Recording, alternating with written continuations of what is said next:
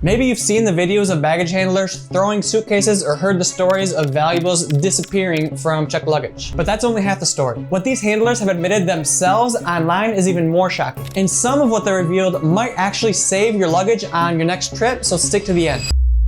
Let's start with a question that everybody wants answered. Do baggage handlers really steal from your checked luggage? The short answer is yes, it happens. I went down a rabbit hole of baggage handler confessions online, and what I found was pretty eye-opening. While most baggage handlers are professional and do their work with integrity, theft is still a real problem that happens more than airlines want to admit. One former handler straight up said, "Oh boy, I had quite a few coworkers who were in it just for the goods, as in stealing valuable objects. I wasn't one of them, but you could tell who was. Let's just say that." Another handler was asked directly, "How often do you dudes steal stuff?" His response? "Never. It's a big no-no. I've known a couple of dudes getting fired for trying," which, if you think about it, is basically an admission that this happens if he says that people got fired for it. The items most at risk seem to be things like jewelry, perfume, small electronics, or anything that's valuable and easy to conceal. I'll explain why I personally think this type of theft is pretty rare based on my research in a second. But first, as bad as theft sounds, what most baggage handlers admit behind the scenes actually has nothing to do with stealing. It's about how your bags actually get treated in the system. One baggage handler revealed something super interesting. There's one specific type of luggage that's way more likely to just disappear into thin air, and it has nothing to do with theft. To understand why, you need to have an idea of how modern baggage handling actually works. It's not just people carting around bags from point A to point B. Most of it's automated with conveyor belts, sorters, diverters, and barcode scanners that all work together. Software reads the barcode on your bag tag and tells the system which flight to route it to. But according to one handler, mirrored colors and reflective or metallic suitcases act like reflectors and send the beam back to the sensor, basically turning your bag invisible. He says that once that happens, your bag can't be sorted to the right flight. It just gets lost in the system until someone physically spots it again. Now, I tried to find some other sources online to back this information up, and I couldn't find anything definitive. So you'll have to decide for yourself whether or not to take this random baggage handler's advice and avoid reflective suitcases. But here's what we do know for sure. Last year, only 0.63% of luggage was mishandled, which includes loss, delay, damage, and theft combined. That might not sound like a lot, but when you do the math, that comes out to 33.4 million bags. So while the odds are technically in your favor, those numbers aren't exactly comforting when you're sitting at the baggage claim watching everyone else grab their luggage and yours is nowhere to be found. Of all these mishandled bags, millions of them are damaged bags. But is it really the baggage handler's fault? We've all seen those viral videos of handlers chucking suitcases like they're playing rugby with your belongings. But before you get too angry with them, you need to hear their side of the story. One handler explained that they actually have to throw bags in order to keep up with their schedule. Because after the 300th bag of the day, when it's minus 10 degrees outside, your gloves are soaked, and someone decided to pack a literal bowling ball in a suitcase with a broken handle,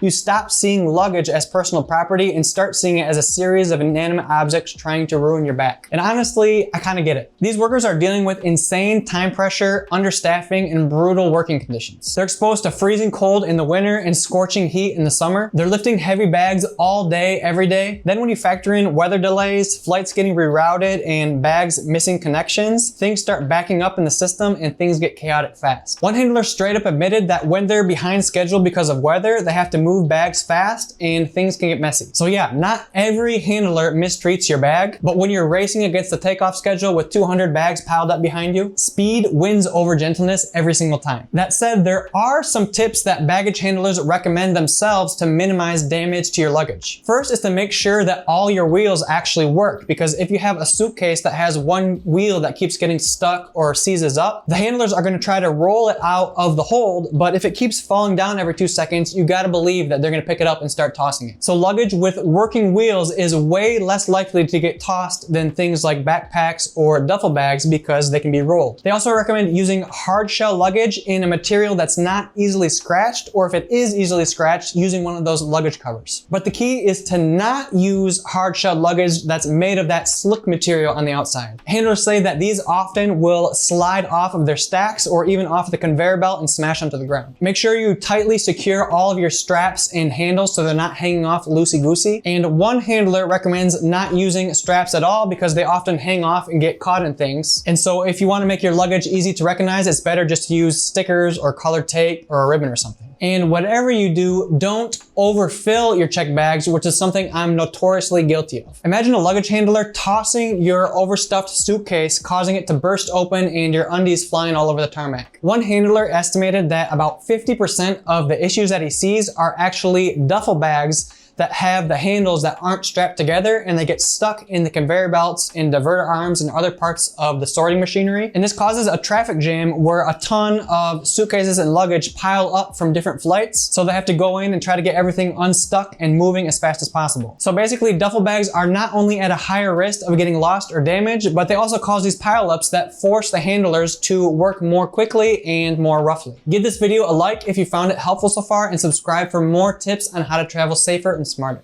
So all that said, baggage handlers often take the blame for missing or damaged items, but in reality, they're not the only ones that are touching your bags. Before a baggage handler even lays a finger on your suitcase, it has to pass through TSA screening. Every single checked bag gets scanned, and if something looks suspicious on the x-ray, then it gets flagged for a manual inspection. That means a TSA agent opens it up, rummages through all your stuff, and then tries to repack it, hopefully in the same condition that they found it. Sometimes they break your locks, sometimes they leave one of those little notice of inspection cards in your luggage, and sometimes they don't. I've had several of my locks missing or broken when I checked the bags, and one time even the entire zipper pull on my suitcase was broken off. But to put things into perspective, the TSA screens around 1.4 million bags every single day, and about 5% of those bags need a manual check. So if you do the math, that's around 70,000 bags being opened and inspected by TSA every day. So if your items shift or wrinkle or break or go missing, it's not necessarily the baggage handler's fault. To minimize damage from the TSA, here's a few tips. First, the most obvious thing you can do is to double check to make sure you're not packing anything that's on the prohibited items list for checked bags. Second, make sure you pack your bags neat and organized so that the agent can repack it easily. Third, don't overstuff your bags. If your bag's a chaotic mess, TSA is not going to have the patience to try to Tetris all your things back together and then jump up and down on your suitcase to try to get your zipper to close. I recommend not using those TSA locks to secure your bags for many different reasons that I cover in this video, and I prefer to use zippers, paper clips, key rings, or zipper clips instead. Okay, so let's say that the worst happens and your bag either arrives damaged or something inside is broken or missing. What are your options? It turns out that airlines are actually responsible for either repairing or reimbursing you for damage to your bags or its contents